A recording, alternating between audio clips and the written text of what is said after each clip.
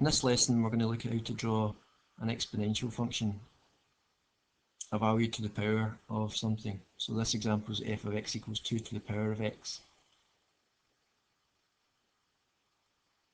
First things first is we draw a table of values. This allows us to draw any graph. If you do a table of values, it allows you to create coordinates that you can plot and then therefore sketch the graph out. It doesn't matter which x coordinates you use. I usually use some negative ones, 0 ones and positive ones, usually ranging from -3 to +3. So in order to get our y values, we substitute x values into the function. So the first one I'm going to do is the 3, so to get y you do 2 to the power 3, so 2 cubed is 8. Then I'm going to put 2 up here, 2 squared is 4, 2 to the power 1 is 2, 2 to the power 0 is 1, 2 to the power -1. The easiest way to think about this is think about our differentiation rules. If you're doing to a negative power, try and think of it as a positive power, and to make a negative power positive, you put 1 over it, take it to the bottom. So that becomes 1 over 2 to the power 1, which is a half. Same idea here for 2 to the power -2, take it down below and it becomes 1 over 2 squared, it's a quarter. And in this one you're going to have 1 over 2 cubed, which is an eighth. So the further into negative values you can see is really small.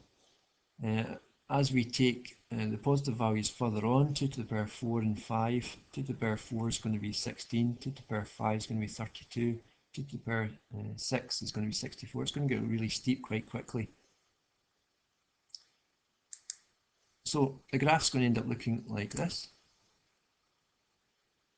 The main points to highlight in this graph are this part here.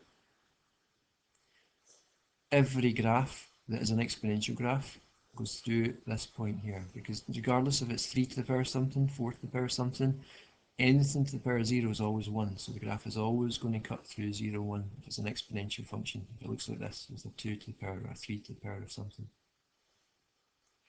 The other value that you can always work out is this value here.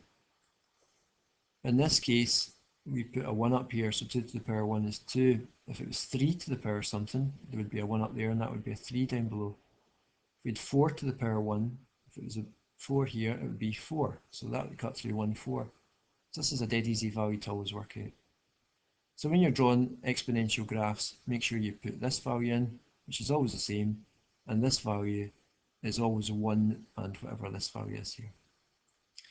This here is called the base of the function. So this is an exponential function of base 2, because it's 2 to the power something. Y equals 3 to the power x would have a base of 3, and so on.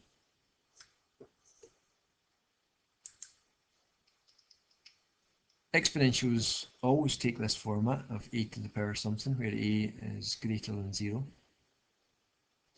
If a is greater than 1, so the one we looked at before, the graph will go up like this. However, if a is between 0 and 1, the graph will decrease, because you've got a decimal value or a fractional value you're doing to the power of. So it will decrease. It will still go through 0, 1, because anything to the power of 0 is 1. And it will still go through 1 and whatever the base is. Finally, where would you find exponential functions in real life? Well, there's loads of different examples. I've put some here.